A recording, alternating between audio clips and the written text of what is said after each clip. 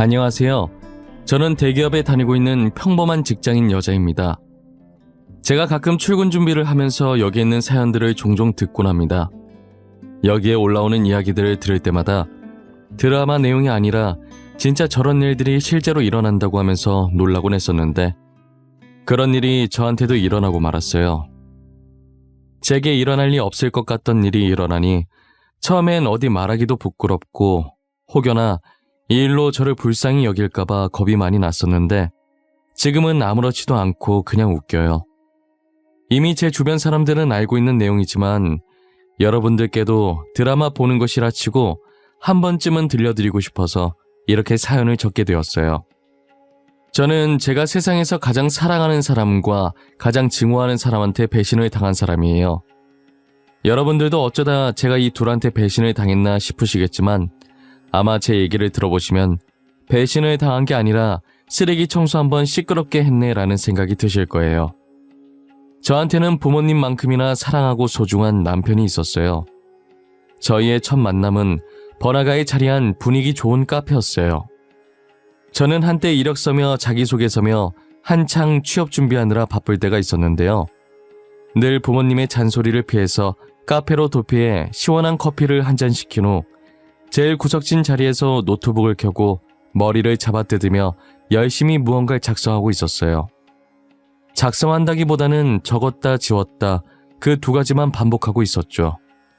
그렇게 저는 시간이 가는 줄도 모르고 카페에서 자기소개서를 작성하고 있다가 커피잔을 들었는데 언제 다 마셨는지 커피가 없더라고요.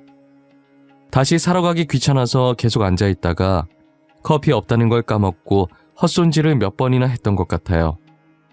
헛손질을 4번째 정도 했을 때쯤 다시 무의식적으로 커피를 들려고 하니 누군가 제 컵을 낚아채고선 새로운 커피를 제 손에 잡아주시더라고요.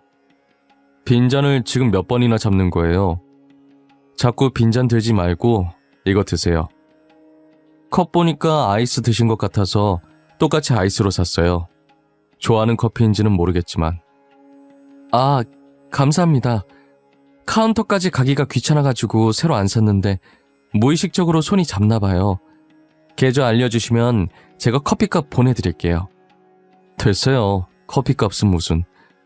저 심부름한 거 아니거든요. 취업 준비하시나봐요? 아, 자기소개서 작성하고 계시길래. 이런 질문 실례인가? 실례 아니에요. 커피도 사주셨는데요, 뭘. 대기업으로 취업 준비 중인데 좀 힘드네요. 아무리 머리를 잡아 뜯어도 글이 잘 써지지가 않아요. 혹시 도움이 될지는 모르겠는데 한 번만 봐도 될까요? 제가 왕년에 자기소개서 정말 잘 적었거든요. 친구들도 저한테 부탁하고 그랬었어요. 저는 남편의 도움으로 자기소개서를 작성할 수 있었고 거기에 커피까지 얻어 마셔서 계속 신세만 지고 있는 것 같아 제가 남편에게 저녁을 사주기로 했어요. 이런저런 얘기를 나누다 보니 취미도 비슷하고 통하는 것도 많더라고요. 어쩌다 번호 교환까지 하게 됐고 남편이 도와준 자기소개서로 합격하게 되면 연락 주겠다고 했어요. 그런데 정말 그 자기소개서로 제가 그토록 가고 싶어 했던 대기업에 합격을 한 거예요. 합격 통지를 받자마자 남편한테 전화해서 기쁜 마음을 함께 나눴죠. 그렇게 첫 만남 후 다시 만난 건 제 월급날이었어요.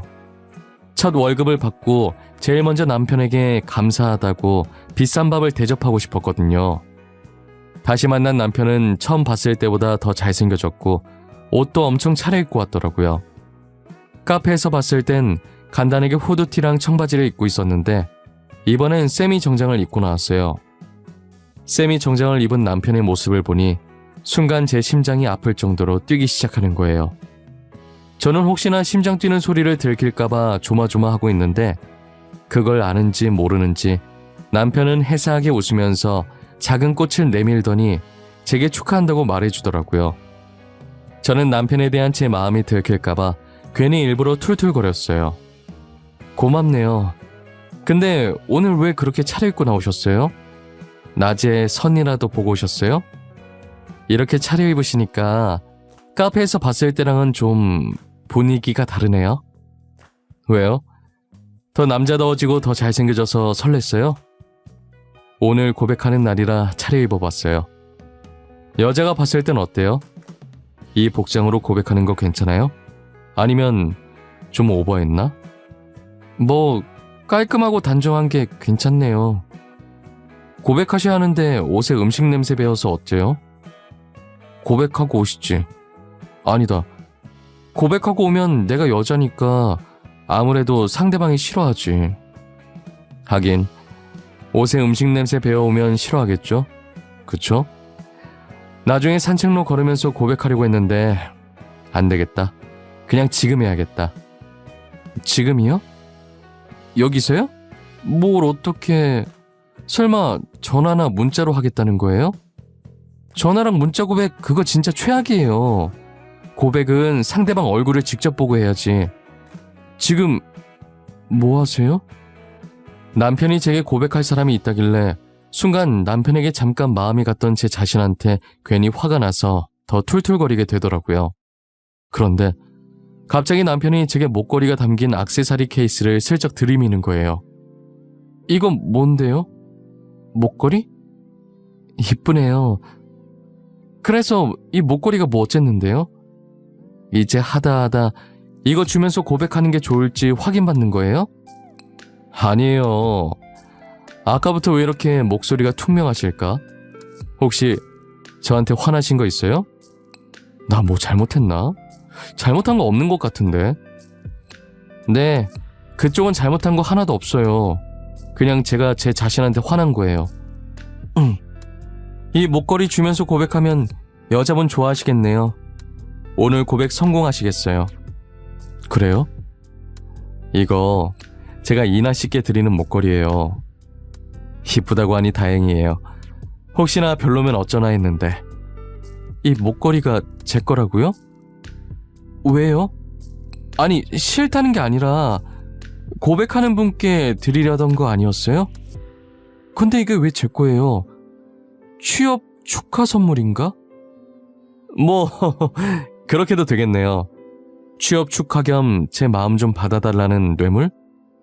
이렇게 고백할 건 아니었는데 사실 카페에서 처음 봤을 때부터 이나 씨한테 반했었거든요. 저는 목걸이 주면서 고백하는 게 좋을지 확인받는 거냐고 심술 가득한 목소리로 대답했었는데 알고 보니 그 목걸이의 주인이 저였던 거예요. 남편은 이렇게 고백할 건 아니었지만 카페에서 처음 봤을 때부터 자기 이상형이라 반했었다고 결혼을 전제로 자기랑 진지하게 만나보면 안 되겠냐고 하더라고요. 웃으면서 그렇게 얘기하는데 제 심장은 또 마음대로 힘차게 뛰기 시작하더라고요. 저는 잠시 상황 파악이 안 돼서 멍하니 떨떠름하게 있다가 남편이 자기 말 듣고 있는 거냐며 제 눈앞에 손을 왔다리 갔다리 하는 바람에 정신 차리고 고개를 세차게 끄덕였어요. 그렇게 저희의 연애는 마치 연애가 처음인 새내기처럼 풋풋하게 시작하게 되었어요. 저는 여러분도 알다시피 대기업에, 남편은 부모님 회사를 물려받으려고 후계자 수업을 듣고 있었어요. 사실 저도 연애만 했을 때는 남편 집안이 어떤지 잘 몰랐다가 상견례 하면서 알게 됐어요. 카페에서 봤을 때 대충 걸쳐도 귀티나 보이더니 역시나 어느 기업의 아들이었던 거죠. 부잣집 도련님이라고 해서 제 태도가 바뀌거나 남편의 태도가 바뀌거나 하진 않았어요. 제가 자신보다 못한 집안이라고 무시하지도 않았고 저도 저보다 부유한 집안이라고 해서 속물처럼 행동하거나 불편해하거나 하지 않았어요. 서로 좋아서 만난 것이기 때문에 저희에게 집안은 아무 필요가 없었거든요. 서로에 대한 마음만 변함없다면 아무래도 괜찮았어요. 저희는 빨리 결혼하게 될 줄 알았는데 3년 정도 긴 연애를 하고 결혼을 약속하게 됐어요. 이미 상견례는 다 마친 상태였고 결혼식 날짜만 다가오기를 기다리고 있었죠. 그러다 갑자기 저희 회사의 중요한 프로젝트가 앞당겨지면서 결혼을 3일 정도 뒤로 미뤄야 할 것 같은 상황이 생긴 거예요. 급하게 결혼 날짜를 변경할 수 없겠느냐고 예식장에 연락을 드렸지만 이미 예식장에 다른 날짜들은 예약이 꽉 차서 변경할 수가 없겠더라고요. 그렇다고 취소할 수도 없는 노릇이고 결국은 결혼식을 예정된 날짜에 하고 신혼여행만 미루게 됐어요. 그렇게 저희는 결혼식만 올리고 바로 신혼집으로 들어갔어요. 신혼집에서 첫 저녁밥을 차려 먹는데 이제야 결혼했다는 사실이 실감나면서 기분이 참 묘하더라고요. 같은 식탁에서 앉아서 색만 다른 수저를 들고 똑같은 그릇에 담긴 밥을 먹으니 이게 신혼이구나 싶었고, 사람들이 왜 이렇게까지 결혼을 하고 싶어 하는지 이제야 좀 알 것 같았어요. 저는 앞으로는 평생 이 사람과 이 집에서 행복한 일만 가득했으면 좋겠다는 생각을 했어요. 하지만 제가 이런 행복한 상상을 한 지 몇 시간도 채 지나지 않아서 제 인생에서 최악이었던 불청객의 등장으로 인해 아름답게 꿈꾸던 결혼 생활은 산산조각이 나버렸어요. 처음으로 신혼집에서 자고 일어났는데 제 옆에 누워있어야 할 남편이 안 보이더라고요. 잠깐 화장실이라도 간 건가 싶어서 시간 확인하려고 침대 옆에 놔둔 제 휴대폰을 들었어요. 시계 밑에는 메시지가 왔다고 알림이 하나 떠 있는 거예요. 새벽부터 누가 보낸 건가 싶어서 눌러봤는데 내용을 보자마자 잠이 확 깨서 몸이 저절로 일어나지더라고요. 제게 메시지를 보낸 이는 다름 아닌 남편이었고, 내용은 지금 다시 생각해도 기가 막히는데, 아직 저희가 혼인신고를 하지 않은 상태니까 다른 거 할 필요 없이 그냥 깔끔하게 헤어지자고 온 거예요. 자기는 이미 짐을 다 정리했으니 저도 일어나는 대로 짐 챙겨서 각자 갈 길 가자면서요. 이게 무슨 자다가 날벼락을 맞은 건지 아직 잠에서 안 깬 건지 지금 제가 제정신이 맞는 건지 모르겠더라고요. 혹시나 해서 옷장이며 서랍이며 다 뒤져봤는데 남편 짐이 하나도 안 보였어요. 마치 제가 귀신이랑 결혼을 한 것 마냥 원래 아무것도 없었다는 듯이 깨끗하더라고요. 순간 아직 결혼 안 했는데 내가 착각하고 신혼집에 먼저 들어왔나 싶어서 헛웃음도 났었어요. 곧 있으면 출근도 해야 하는데 도저히 이 정신머리로는 회사 가도 일을 못할 것 같아서 반차를 썼어요. 도대체 이게 무슨 일인지도 모르겠고 여기 계속 있어봤자 답이 안 나올 것 같아서 일단 저는 전날 입주해서 얼마 없는 짐을 챙겨 그대로 친정으로 갔습니다. 친정어머니께서는 제 꼴을 보자마자 결혼하자마자 벌써부터 부부싸움 한 거냐고 난리시더라고요. 너 꼴이 이게 뭐야? 너 설마 신서방이랑 싸운 거야? 이거사, 너네 결혼한 지 1년이 지났냐 2년이 지났냐? 이제 겨우 하루 됐는데 벌써부터 부부싸움하고 이렇게 짐 싸서 친정으로 오면 어쩌자는 거야? 엄마 진정해. 나 신서방이랑 안 싸웠어. 그냥 자고 일어나 보니까 일방적으로 차여있던데? 웃기지? 나도 지금 이게 무슨 상황인지 모르겠네. 몰래카메라인가? 엄마, 혹시 내 뒤에 이경규 아저씨 따라오고 있어? 너 지금 무슨 소리 하는 거야? 지금 농담이 나와? 내가 알아들을 수 있게 얘기 좀 해봐. 뭐가 어쨌다고? 자고 일어나 보니까 차여 있었다고? 네가 신서방한테? 내가 차였더라고, 신서방한테. 나도 지금 이해가 안 되는데 엄마라고 이해가 되겠어? 자고 눈 떴더니 옆에 아무도 없고 신서방한테 헤어지자는 메시지만 와있더라. 기가 차 아주. 너 어제 신서방한테 뭐 잘못한 거 있어? 잘 좀 생각해봐. 잘못한 게 있는지 없는지. 괜히 저러지는 않을 거 아니야, 안 그래? 괜히 저러면 진짜 걔는 또라이지. 엄마, 진짜 미치겠는 건 뭔 줄 알아? 아무리 생각해봐도 내가 잘못한 건 하나도 없다는 거야. 밥 잘 해먹이고 설거지도 내가 하고 첫날 밤 잘 보냈고 도대체 내가 뭘 잘못한 거냐고. 제가 아무리 말을 해도 저희 친부모님은 제 말을 이해하지 못하시더라고요. 당사자인 저도 지금 벌어진 이 상황이 이해가 안 가는데 부모님은 오죽하시겠어요? 부모님의 답답한 그 심정 100번이고 1000번이고 이해가 돼요. 하지만 저도 제 머리를 잡아 뜯으면서까지 생각을 해봐도 도무지 이별의 원인을 찾지 못했어요. 어제 저녁부터 오늘 새벽까지 있었던 일을 부모님께 말씀드렸지만 가만히 듣고 계시던 부모님께서도 갑작스러운 이별의 원인을 찾지 못하셨어요. 헤어질 땐 헤어지더라도 도대체 저희가 왜 헤어져야 하는지 이유라도 알고 싶어서 남편에게 전화를 해봤는데 일부러 제 전화를 피하는 건지는 몰라도 한 번을 안 받는 거예요. 진짜 이 정도 전화를 걸었으면 한 번 정도는 받을 만도 한데 계속 안 받으니 미치겠더라고요. 결국 저는 답답한 마음에 숨어버린 남편을 직접 찾아보려고 남편네 회사로 나서게 됐죠. 부사장님네 사모님 아니세요? 어제 결혼식에서 뵀던 것 같은데. 그런데 사모님께서 여기는 어쩐 일이세요? 아, 오늘 저희 대표님 만나러 오신 거예요? 아니요, 남편 보러 왔어요. 혹시 남편 회사에 안 왔나요? 지금 새벽에 나가서 아직까지 연락도 안 되고 혹시나 회사에 무슨 일이 생긴 건가 걱정돼서 와봤어요. 부사장님, 이번 주는 결혼식에다 애매하게 신혼여행 껴서 아예 쭉 연차 쓰시고 회사에 안 계세요. 아까 저희도 일 때문에 전화를 드렸었는데 연락이 안 되긴 하던데 혹시 잠시 친구 만나러 가신 거 아니에요? 아, 그래요? 고마워요. 제가 바쁜 사람 너무 잡고 있었네요. 미안해요. 하던 일 계속 봐요. 혹시라도 남편 연락되면 저한테 전화 좀 해달라고 해주세요. 부탁드릴게요. 진짜 미안해요. 저는 결국 그날 남편 머리카락 한 올도 보지 못하고 바로 회사로 출근했어요. 그리고 9주 내내 폰만 들여다봤지만 남편에게 연락이 단 한 번도 오지 않았죠.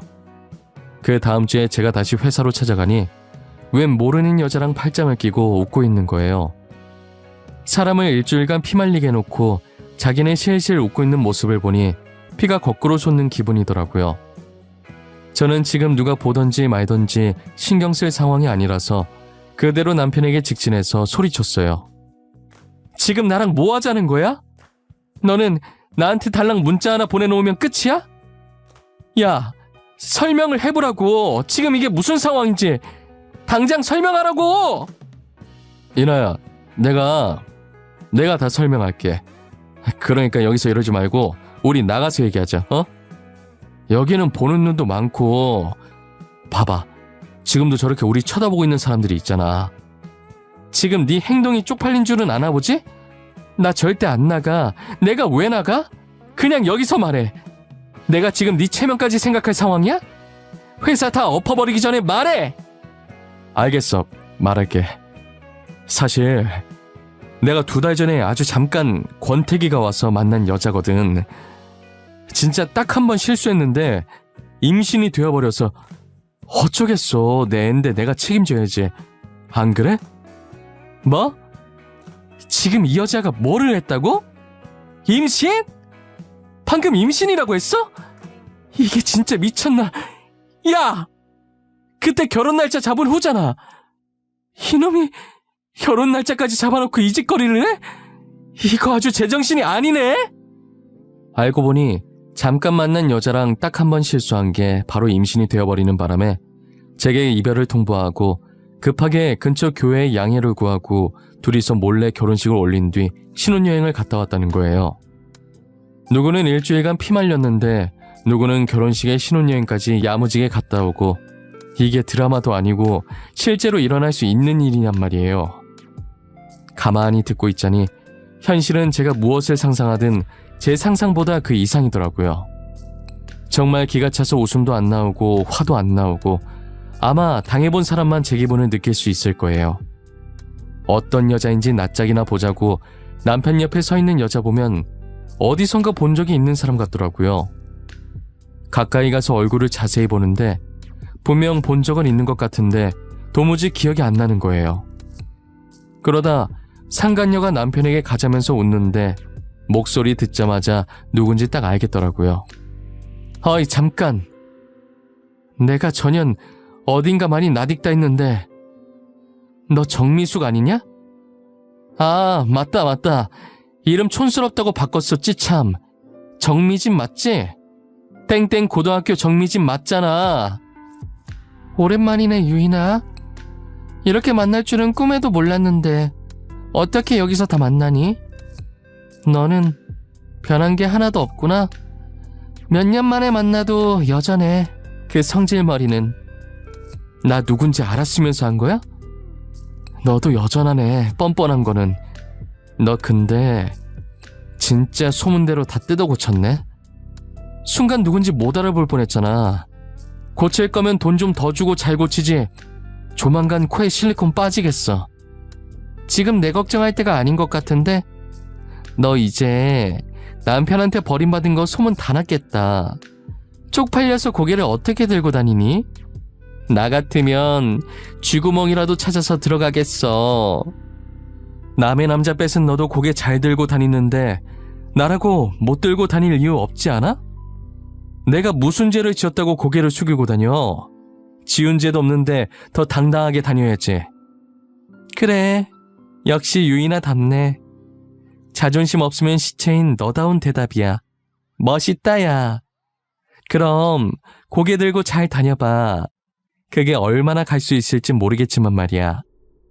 정미숙, 지금 다들 너한테 사모님 하면서 웃어주니까 네가 진짜 사모님이라도 된 것 같지? 뒤에선 다 임자 있는 남자 꼬신 첩이라고 말해. 첩. 알아? 너는 다른 사람들한테 그저 첩일 뿐이야. 첩이라는 제 말에 욱한 건지 아니면 촌스러운 예전 이름을 불러서 욱한 건지 상간녀는 제게 다가와서 뺨을 치는 거예요.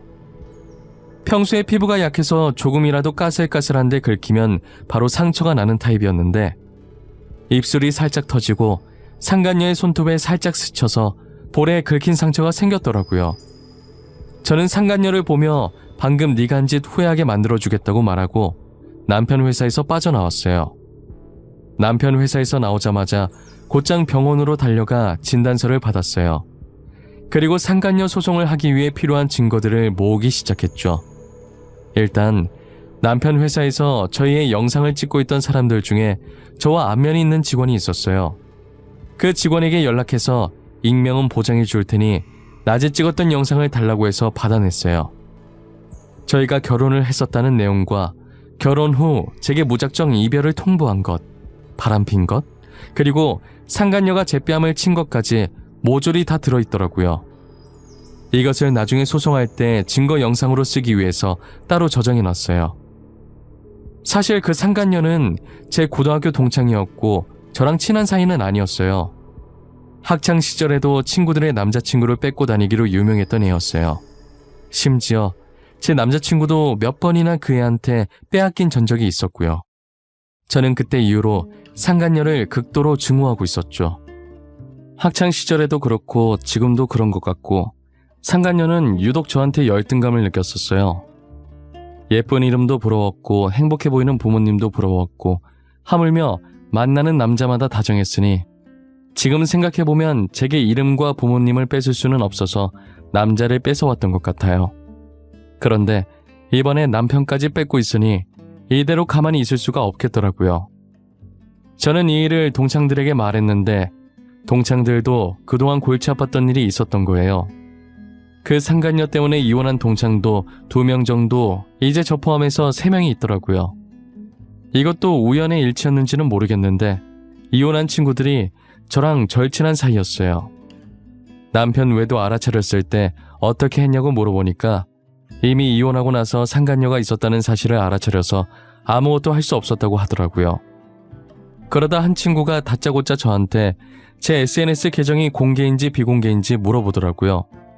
알고 보니 상간녀가 저희 SNS 계정을 타고 들어가서 남편들한테 접근을 했던 거예요. 다른 친구들 계정을 통해 계속 이 계정 저 계정 타고 들어가는 방법으로요. 제가 비공개하는 방법을 몰라서 만들어 놓은 상태 그대로 쓰고 있다고 했더니 아마도 같은 방법으로 남편한테 접근했을 가능성이 크다고 하더라고요. 저는 친구들에게 혹시 뒤늦게 상간녀였던 거 알게 된 증거 있냐고 물었더니 아마 가지고 있을 거라고 하면서 휴대폰을 뒤져보는데 다행히 증거들이 있더라고요. 지금 상간녀 소송 준비 중이라고 어쩌면 필요할 수도 있을 것 같아서 일단 증거 사진들을 달라고 부탁했어요. 친구들은 흔쾌히 제게 증거 사진들을 넘겨주었죠. 저는 친구들에게 받은 증거들을 남편한테 보냈어요. 보내고 얼마 지나지 않아서 전화가 오더라고요. 지금 나한테 뭘 보내는 거야? 이 사진들이 도대체 뭐 어쨌는데 나한테 협박하는 거야? 도대체 원하는 게 뭐야? 지금 내가 너한테 협박하는 걸로 보여?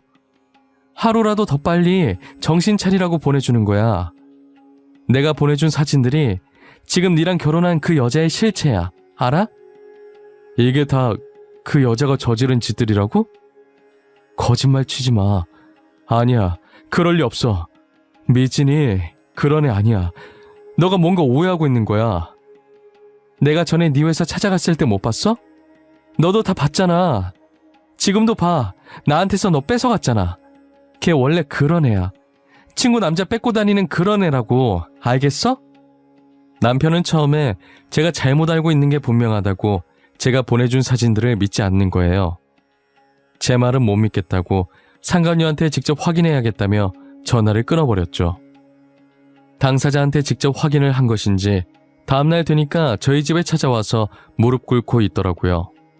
잘못했다고, 제가 한 말이 다 맞았다고, 다시는 이런 일 없을 거라고 한 번만 용서해달라고 하는 거예요. 친정 부모님은 그 모습을 보고 노발대발 난리도 아니었죠. 저는 그 사진들을 본 상간녀 반응이 더 궁금하더라고요.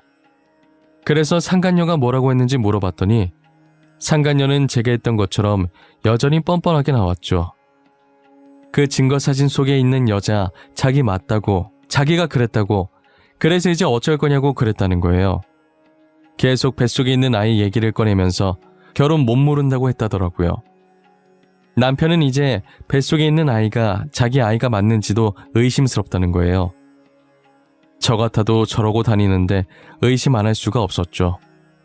상간녀는 애초에 제 남편에게 사랑이란 감정은 없었고 오직 돈만 보고 접근한 거예요. 이제 와서 용서해달라고 울고 있는 남편이 너무 한심해 보였고 앞으로는 제 눈앞에 나타나는 일이 없었으면 좋겠다는 생각이 들었어요. 제가 용서 받아줄 마음 없다고 돌아가라고 했지만 남편은 일어날 생각을 하지 않았죠. 결국은 저희 어머니께서 소금을 뿌리시고 난리치는 통에 쫓겨나다시피 나갔어요.